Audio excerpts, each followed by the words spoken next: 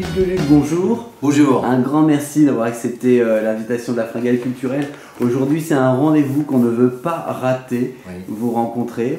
C'est gentil. Excusez-moi, je bois mon café dans une tasse qui vous permettra de ranger votre vidéo sur le bon rayon.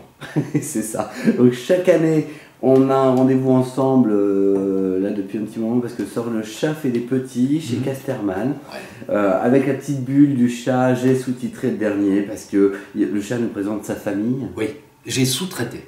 Vous avez fait Un lapsus. un lapsus, vous avez dit j'ai sous-titré le dernier. Oui. Moi je sous-titre votre lapsus.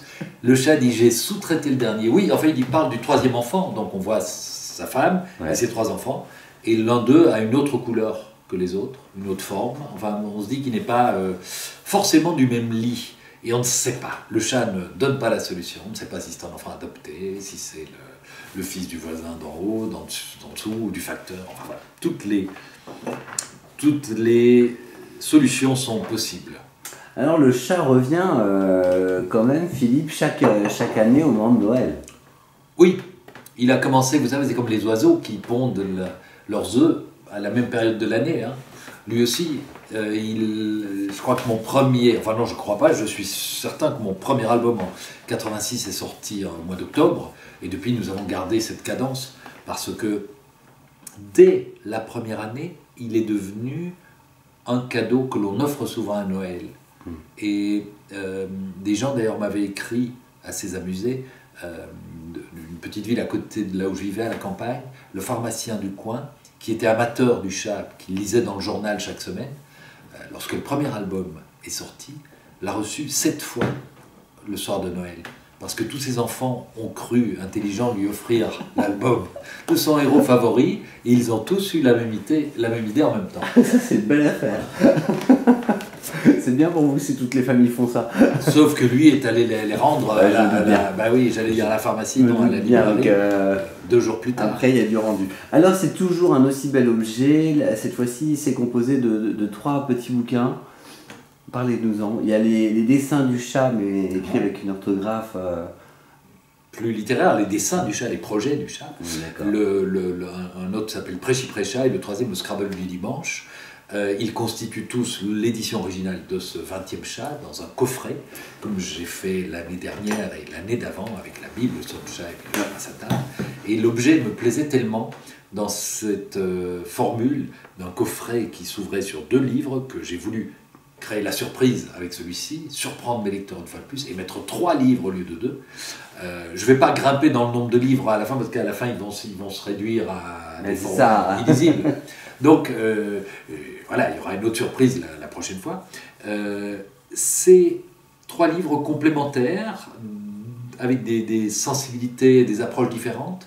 Les dessins du chat, c'est plutôt le chat tel qu'on le connaît, tel qu'on l'attend, mais sans s'y attendre, puisqu'il espère toujours surprendre. Ce sont des dessins, des détournements de gravure, des strips en 3 cases, très peu, et des croquis, des guest stars, etc. Des dessins sur l'actu et pas sur l'actu. Voilà. Quand même sur l'actu. Ah oui. Quand même. Oui. Est-ce qu'on peut juste ouvrir ça? Oui, bien sûr. Parce que quand j'ai regardé les dessins du chat, j'ai eu le sentiment de regarder mon année qui s'était passée. Et vous avez regardé la mienne. Voilà. C'était la vôtre. Ouais. C'est la nôtre, évidemment. Et donc, j'ai volontairement laissé dans cet album des dessins que j'avais fait d'ailleurs bien avant, parce que, comme vous le savez, j'ai toujours dessiné sur l'actu violente, sur l'actu dérangeante. Je ne suis pas un dessinateur d'actualité, mais il m'arrive de traiter de l'actu. Et pour ce livre 2015, je me suis dit qu'il ne fallait pas dévier d'1 degré dans ma trajectoire, et que je devais continuer à publier des dessins comme j'ai toujours fait, sur des thèmes dérangeants, sur celui de la religion, sur des religions, sur le terrorisme, sur l'intégrisme, etc. Donc il y a des dessins sur ces sujets. C'est un petit peu compliqué d'en parler maintenant, justement parce que lorsque nous bavardons, nous nous trouvons à 1 semaine des affreux attentats de vendredi à Paris, dans le 11e, et donc les dessins sur les djihadistes, des types avec ceinture d'explosifs, etc., tout à coup me glacent un peu, même mes propres dessins, parce qu'on est dans une actualité où tout à coup on regarde ça d'une autre manière. Non pas que le sujet ne soit plus abordable par des dessinateurs. On va continuer à dessiner sur ces sujets-là, mais parce que, au moment du deuil, lorsqu'on est glacé d'effroi devant les victimes, et eu égard à leur mémoire et au chagrin de leur famille, on n'a pas envie de dire « Ah, ah, moi j'ai fait des dessins avec la dynamite, etc. » C'est clair. Voilà.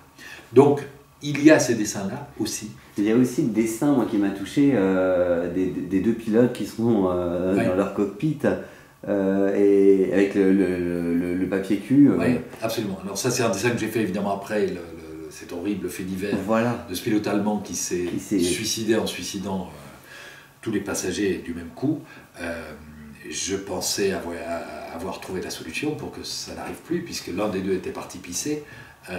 Et c'était de mettre les chiottes évidemment dans le poste de pilotage et de les faire piloter sur les voilà, sur le pot.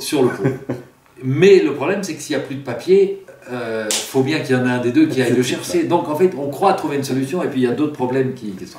Donc voilà, encore une fois, actualité dramatique, action-réaction, comme on disait dans je sais plus quoi, dans les bronzés. Non, c'était planté de bâton, action-réaction. C'est que dans le métier de dessinateur humoriste, forcément les sujets se bousculent, ne sont pas tous tendres et demandent tous une réaction. Alors on n'est pas obligé de rire tout le temps de tout, mais c'est quand même un peu pour ça qu'on est là. Mais surtout, on n'est pas obligé de rire tout le temps. C'est-à-dire que même les humoristes peuvent s'arrêter un moment de rire juste pour pleurer. Et ça ne veut pas dire qu'on ne rira plus jamais. Mais c'est sûr que samedi dernier, le matin, la France se réveille avec une gueule de bois et un chagrin insoutenable. Mais ensuite, la vie va reprendre, on le sait. Mais le temps du deuil reste dans toutes les circonstances celui, voilà, du recueil.